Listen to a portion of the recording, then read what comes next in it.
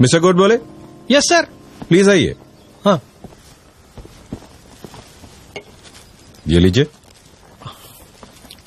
कैसा लग रहा है? हेवन। Thank you.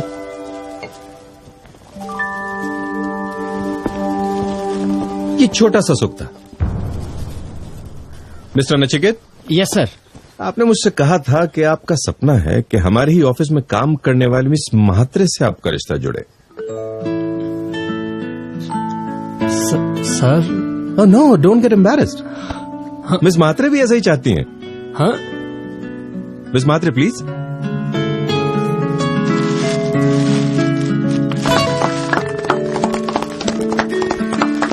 देखिए इनकी आंखों में प्यार देखिए, खुशी देखिए। मिस्टर श्रीनिवासन। Yes sir. मेरा घर का सपना पूरा होने जा रहा है। अब आप छोटी सी चौल में नहीं रहेंगे। मेरी ऑफिस की नई ब्रांच में आप मैनेजर होंगे। आपकी सैलरी 85,000 रुपीज से बढ़ाकर 1,15,000 की जाती है और आपकी 10 साल की सेवा को ध्यान में रखते हुए आपको इंटरेस्ट फ्री लोन दिया जा रहा है 15 लाख रुपए का। Thank you sir. Thank you. No no no, don't thank me, you fully deserve it. Please sit. हाँ तो mister Subodh Mehta, now prove it to me that I am wrong. ये सब लोग जो इस समय अनुभव कर रहे हैं सुख का, वो सुख नहीं, ये भ्रम है। Prove it. और मैं कहीं सुनी नहीं, खुद के अनुभव की बात कर रहा हूं। और सिर्फ मेरी या इन लोगों की नहीं, इस दुनिया के मैक्सिमम लोगों की बात कर रहा हूं। इस सुख को कैसे झुठला सकते हैं आप?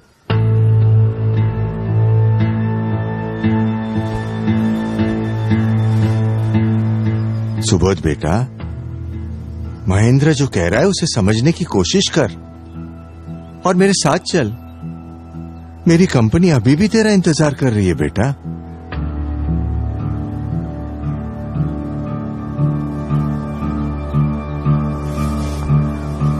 फर्स्ट ऑफ ऑल, मेरे पापा को यहां लाने के लिए तुम्हें थैंक्स बोलना चाहूंगा महेंद्र।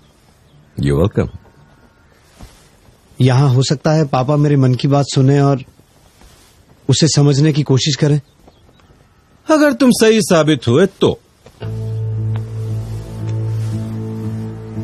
अगर मैं गलत साबित हुआ तो आपकी इच्छा जरूर पूरी होगी पापा। मैं आपकी कंपनी ज्वाइन कर लूंगा।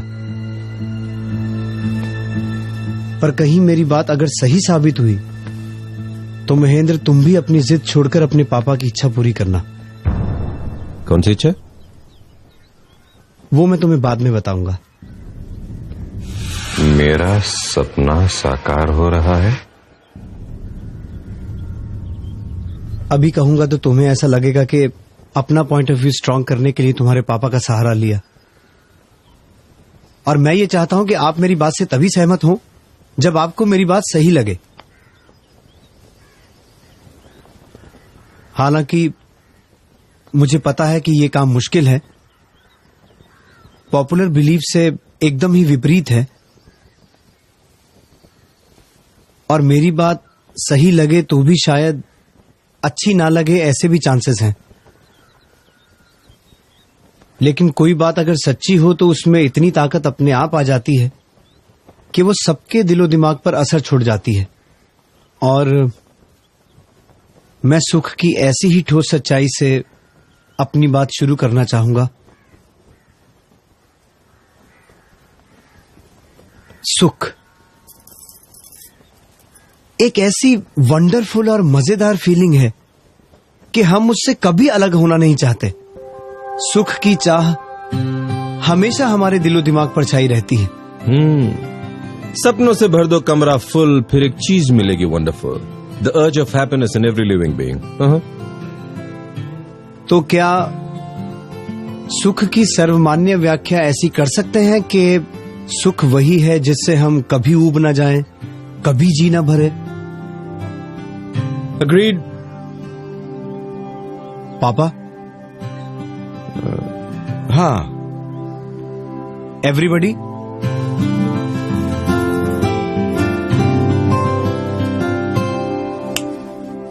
सॉरी सर, सॉरी, वो बस बिगड़ गई, फिर मैं चल कर आया और धूप इतनी तेज थी कि। एक मिनट भाई, आप जरा यहाँ आएंगे? भाभी 2 गिलास शरबत मिल सकता है? हाँ। ऐसा शरबत जो मन को ठंडक दे, सुख दे। अब ये एक शरबत आपके लिए है और एक शरबत आप यहां आएंगे प्लीज।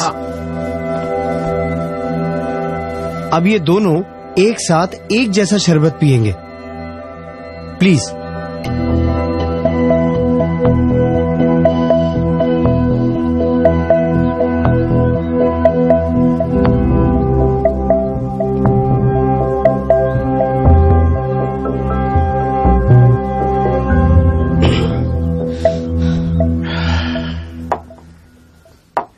अब इन दोनों में से किसको ज्यादा सुख मिला?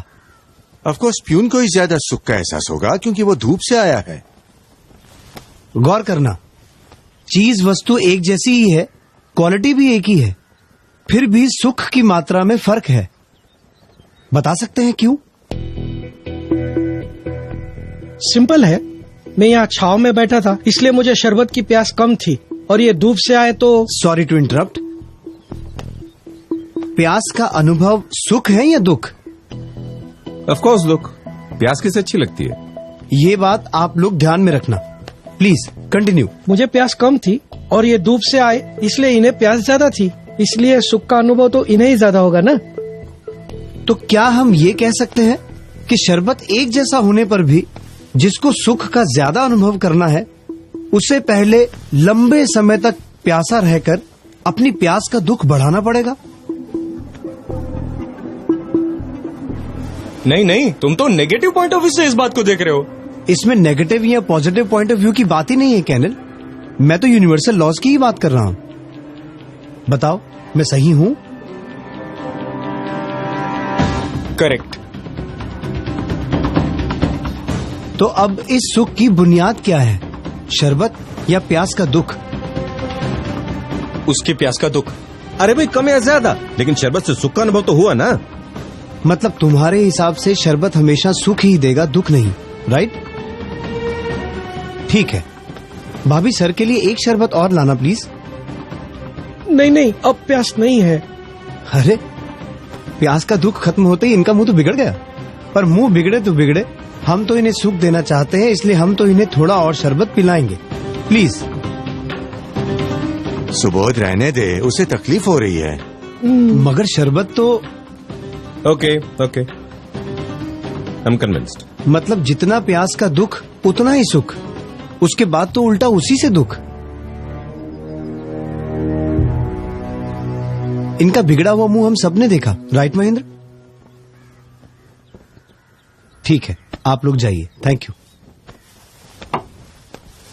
अब आप मिस्टर जिनका चौल से फ्लैट में शिफ्ट होने का सपना है, यहां और कोई है जो झोपड़े में रहता है? हाँ, मैं। आप खुश हैं झोपड़े में? नहीं साहब, घर एक हो पर घर पक्का हो, इसीलिए मेहनत कर रहा हूँ। तो जब तक घर पक्का बन नहीं जाता, उसकी इच्छा आपको सुख देती है या दुख? दुख। बैठिए।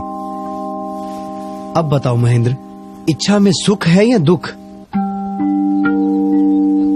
ओके।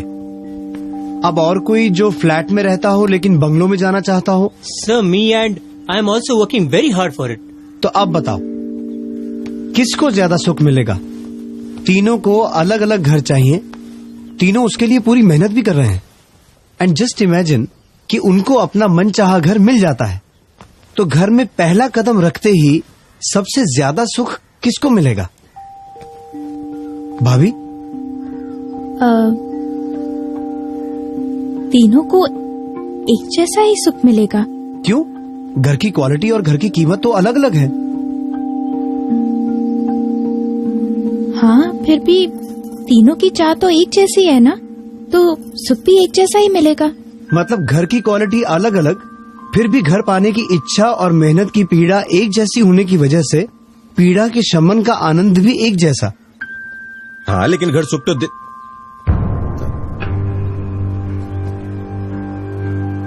नहीं। Go on, you right. Mahendra, साधनों से सुख मिलता ही नहीं है ऐसा नहीं कह रहा हूँ, लेकिन सारे सुखों की बुनियाद दुख ही है। गौर करना। नाउ मिस्टर आशिक, सॉरी, आपकी पर्सनल लाइफ में मुझे दखल नहीं देना चाहिए, पर क्या ये प्यार वाला अनुभव आपको पहली बार हुआ है? हिचकिचाइए मत। देखिए, रिलेशन में जितनी ऑनेस्टी होगी वो उतना मजबूत बनेगा। बोलिए। जी, इससे पहले मेरा एक अफेयर था। तो क्या उस वक्त भी आपको ऐसी ही फीलिंग हुई थी? हाँ। या फिर इससे भी अच्छी, क्योंकि वो फर्स्ट लव था? शायद, हाँ। सॉरी, थोड़ा और इंटरफेयर कर रहा हूं, लेकिन क्या आपको भी हर प्रेमी की तरह अपनी गर्लफ्रेंड के साथ मिलना, लंबी लंबी बातें करना, साथ घूमना फिरना, साथ रहना अच्छा लगता था? हाँ। और जब ब्रेकअप का समय आया तो एक वक्त ऐसा भी आया होगा कि जिस गर्लफ्रेंड के साथ आपने सुख की कल्पना की थी, अब उसकी प्रेजेंस भी आपको इरिटेट करती हो? मगर वो नहीं, आपके ब्रेकअप के जेन्युइन रीजंस होंगे। आप पर डाउट करके आपकी छवि को बिगाड़ना मेरा उद्देश्य नहीं है। मैं सिर्फ इस बात में सुख कहां से ओरिजिनेट हो रहा है ये ढूंढने की कोशिश कर रहा हूं। तो वो इरिटेशन वाला स्टेज आया था आपके रिलेशन में? हाँ। Thank you. सॉरी। यानी क्या हम ये कह सकते हैं पापा कि यहाँ व्यक्ति वही, एक्टिविटीज वही, लेकिन मन बदल गया तो उसी व्यक्ति का मिलन अब दुख का कारण बन गया? हाँ। अब एक और उदाहरण देता हूं सुख का। साधन छोटा फिर भी सुख बड़ा। महीने में 3,000 रुपए कमाने वाले मजदूर को 50,000 की लॉटरी लग जाए और महीने में 10 लाख रुपए कमाने वाले आदमी को 1 लाख की लॉटरी लगे, तो कौन ज्यादा खुश होगा? ऑफकोर्स मजदूर, क्योंकि 50,000 रुपए उसके लिए बहुत मायने रखते हैं, जबकि दूसरे आदमी के लिए 1 लाख रुपए इतनी बड़ी रकम नहीं है। करेक्ट। यानी कि गरीब आदमी जो उस 50,000 के लिए खून पसीना बहा रहा था, मेहनत मशक्कत कर रहा था, उसके लिए झुलस रहा था, उसे उतना सुख मिला। लेकिन श्रीमंत आदमी की तड़पन 1 लाख रुपए जितनी छोटी नहीं थी। उस बेचारे को तो शायद 50 लाख रुपए मिलते तब जाकर सुख मिलता। राइट पापा?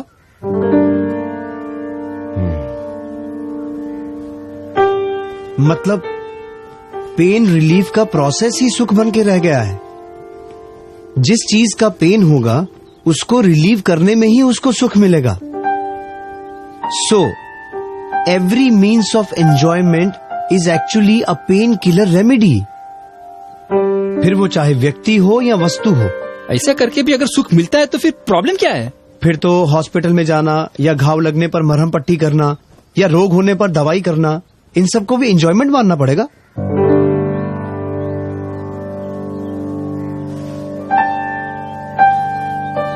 अब एक उदाहरण और देना चाहता हूं जहां व्यक्ति एक है, चीज एक है, पर सुख अलग अलग है। वो सर कहां है जिन्हें रसगुल्ले में हेवन दिखा? Yes sir. लीजिए। हाँ।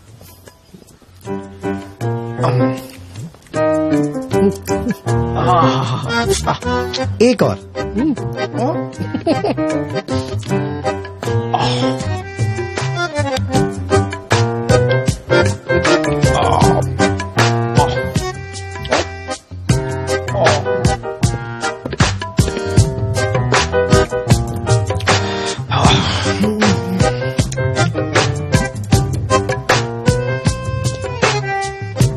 एक और लीजिए। नहीं बस। प्लीज। एक और। नहीं साहब, उल्टी हो जाएगी। श्योर? नहीं चाहिए? नहीं सर। ठीक है, थैंक यू। आप बैठिए।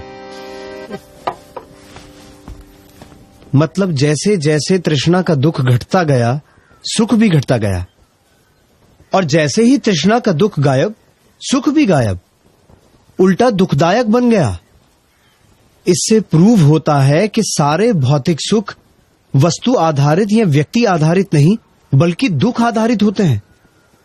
अगर भौतिक सुखों को पाना है तो पहले दुखों को जमा करना पड़ता है, प्यास और तृष्णाओं में झुलसना पड़ता है, तब कहीं जाकर उस दुख को हल्का करने का प्रोसेस एंजॉयमेंट बन पाएगा। अब बताइए, ऐसे भ्रामक सुखों के पीछे दौड़ते दौड़ते क्यों अपना सारा जीवन यूं ही गवा देना? नहीं, यूं ही कैसे?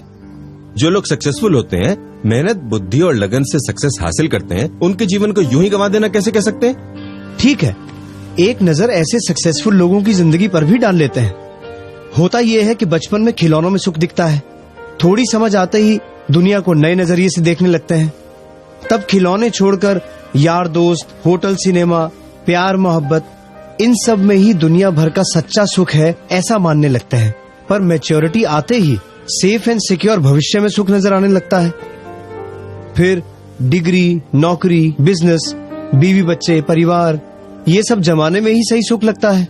ये सब मिलता है तो अगली स्टेज में best in business and best in society बनने की कोशिश रहती है।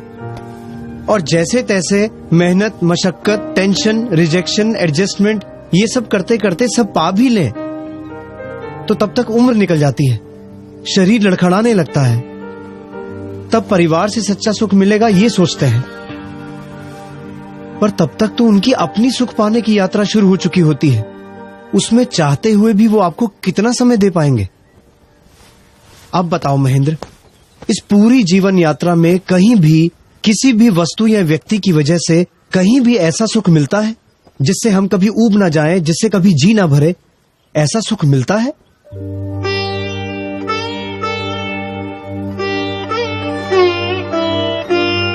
मिलता है तो जिंदगी के हर मोड़ पर सुख के मायने क्यों बदल जाते हैं?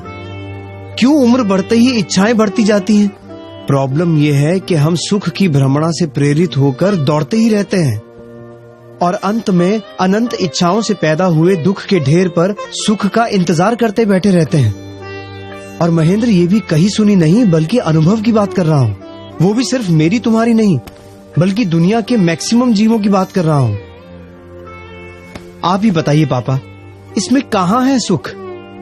आपकी कंपनी में मिलेगा मुझे सच्चा सुख? और ये सब सुनकर क्या आप लोगों को भी ऐसा लगता है कि इस भौतिक विश्व में किसी ने भी इंद्रियों के भोगों के साधनों से कभी ऊब न जाए ऐसा सुख पाया है? नहीं पाया है। ये पॉसिबल ही नहीं है, क्योंकि सारे भौतिक सुख दुख से इतने गहरे जुड़े हैं कि जैसे ही दुख गायब होता है सुख ऑटोमेटिकली दुख में कन्वर्ट हो जाता है। फिर कहाँ रहता है सुख? क्योंकि सुख की व्याख्या तो हम पहले ही तय कर चुके हैं कि जिससे कभी ऊब ना जाए वही सुख है।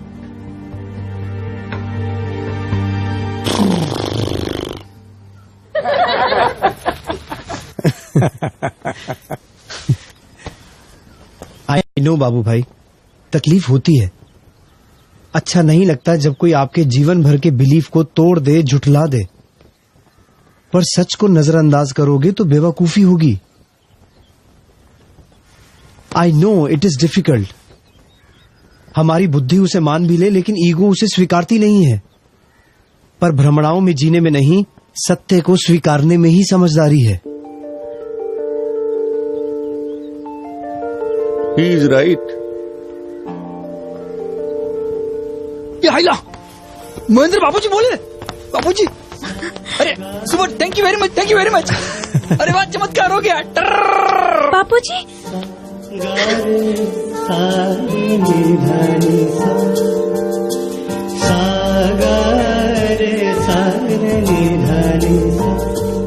मान जाओ बेटा, वरना मेरी जैसी हालत होगी। ये देखो भाई, आपका नाम भूल गया हूँ, आपकी बातें याद है। हमारे बीच हुई बहस की एक एक बात याद है। सक्सेस के नशे में जिस सत्य को नकारा था, बुढ़ापे और बीमारी में वही सच अनुभव बनकर मेरे सामने आया। उस वक्त खुले हृदय से इस बात को स्वीकार लेता तो आज शायद ये नौबत ही नहीं आती। खैर, मैं चाहता हूं कि जो गलती मैंने की वो मेरे बच्चे ना करें और अपने जीवन को पशु समान बनाकर ना गंवाएं। क्या आप मेरा इतना काम कर सकते हैं? मेरे बच्चों को वही बात समझा सकते हैं जो आपने मुझे समझाई थी? प्लीज। कुछ साल पहले इंसिडेंटली हमारी मुलाकात हुई थी। तब आपके पापा ने भी मेरी बात मानने से इनकार कर दिया था। ईगो। पर जैसे जैसे वक्त बीतता गया मुझे लगने लगा कि मैं दुखों के ढेर पर बैठकर सुख का इंतजार कर रहा हूं मैं। और वो ये नहीं चाहते थे कि आप सबकी दशा भी ऐसी ही हो, इसलिए उन्होंने मुझे यहां बुलाया। अगर ये सच है तो भी कितना रूखा सच है। सब छोड़ दो, संसार छोड़ दो, सब झूठा है, मोह माया है। तो क्या सच है? सुख कहाँ है? I mean, करना क्या है? मैंने पहले ही कहा था कि मेरी बात सच्ची लग भी जाए तो भी अच्छी नहीं लगेगी, क्योंकि सच्चे सुख का स्वाद चखा नहीं अब तक। एक चेन स्मोकर सिगरेट छोड़ेगा तो कुछ दिन तक आकुल व्याकुल हो ही जाएगा, कहीं मन नहीं लगेगा उसका। ऐसा ही है ये। जन्मों जन्म से सुख की भ्रमणा को ही सुख समझने की आदत पड़ चुकी है। बिलीव मी, जिस दिन सच्चे आत्मिक सुख की अंश मात्र भी अनुभूति हो जाएगी, ये सारे सुख आपको फीके लगने लगेंगे। असल में ये बात रूखी नहीं है, आप जिसे सुख समझते हैं वो रूखा है, इनफैक्ट डेंजरस है। कितने संघर्षों के बाद क्षण भर का सुख और सहनी पड़ती है युगों की यातना। बार बार लगातार जीवन और मृत्यु की पीड़ा, कीड़े मकोड़े घास फूस बनकर पैरों तले रौंदे कुचले जाएंगे। पेड़ पौधे बनकर सर्दी बारिश धूप सहते हुए सालों तक एक ही जगह जबरदस्ती खड़े रहना पड़ेगा। कुत्ते बिल्लियों वन्य प्राणियों की तरह हर पल अपने सर्वाइवल के लिए संघर्ष करना पड़ेगा। असह्य दुखों से भरे नरक का मुंह भी देखना पड़ेगा। सारी की सारी योनियों में बार बार लगातार जीवन और मृत्यु की पीड़ा हो, क्या ऐसा सुख डेंजरस नहीं है? अरे वास्तव में तो यहां दुखों को छोड़ने की बात है, सब कुछ छोड़ने की नहीं। ईर्ष्या को छोड़ना है, मैत्री को पाना है। क्रोध छोड़ना है, क्षमा को पाना है। भय चिंता छोड़कर स्वस्थता और निर्भीकता को पाना है, क्योंकि सचमुच में तो यही सब अंदर के दुख हैं। लेकिन इन सब सुनहरी बातों से अंत में क्या पाना है? आनंदमय जीवन को ही पाना है। धर्म शास्त्रों के सहारे जीवन दिशा को ढूंढें तो आत्मा के गुणों का ऐश्वर्य, परम तृप्ति और निर्दोष आनंद की ओर यात्रा शुरू हो जाएगी। कैसा हो अगर सुख किसी वस्तु या व्यक्ति पर आधारित ना हो, अपना हो, अपने अंतर से उभरता हो। कैसा हो अगर सुख किसी काम, क्रोध, अहंकार और अपेक्षाओं की भ्रमणाओं के आधार पर ना हो। सच्चा हो, सहज हो, बिना किसी प्रयत्न के हो। कैसा हो कि सच्चा सुख क्षणिक ना होकर सतत हो, निरंतर हो। ऐसा सुख मिले जिससे कभी ऊब ना जाओ। रसगुल्ला हो या राज संपत्ति, आदमी उससे ऊब ही जाता है, फिर आगे किसी और चीज में सुख ढूंढने की कोशिश करता है।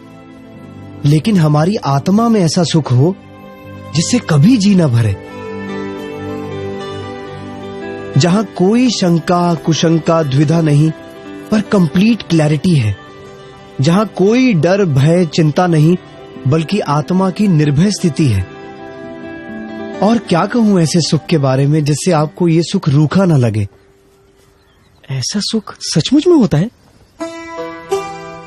I mean, हम इसे पा सकते हैं? हाँ, 100% होता है।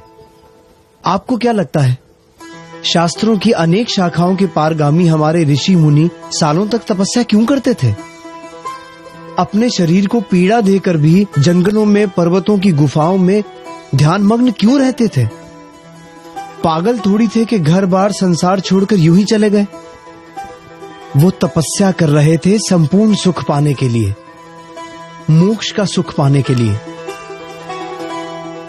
और इन सुखों को प्राप्त करने से आपको भी कोई नहीं रोक सकता। जरूरत है साधना की, क्योंकि अभी अगर पुरुषार्थ नहीं करोगे तो उम्र के आखिरी पड़ाव में कीमती मनुष्य भव यूं ही व्यर्थ गवा देने की निराशा का सामना करना पड़ेगा।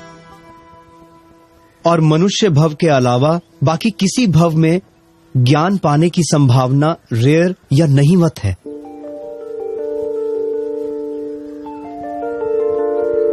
आपको क्या करना है महेंद्र, सोच लो। मोक्ष नाम की वंडरफुल चीज चाहिए या इसी दुख आधारित सुख की भ्रमणा में ही जीते रहना है?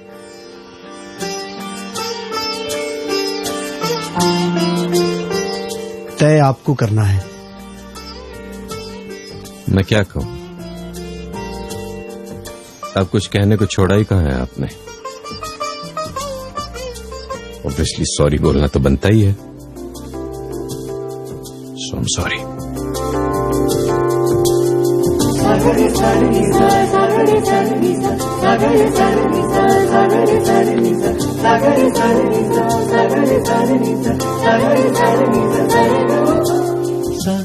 और अब ये भी बता दो कि आगे क्या करना है इस मोक्ष नाम की वंडरफुल चीज को पाने के लिए। मोक्ष शिखर तक पहुंचने के लिए ज्ञान के ऐसे कितने स्तर पार करने होंगे, उन्हें पार करने की तरकीब क्या है, और एक एक स्तर पार करने से क्रमशः कैसे आत्मा का दुख घटता जाएगा और सुख बढ़ता जाएगा, ये सब देखना समझना हो तो पधारिए सत्य शोधक दृष्टि से पूर्ण ज्ञान की यात्रा में।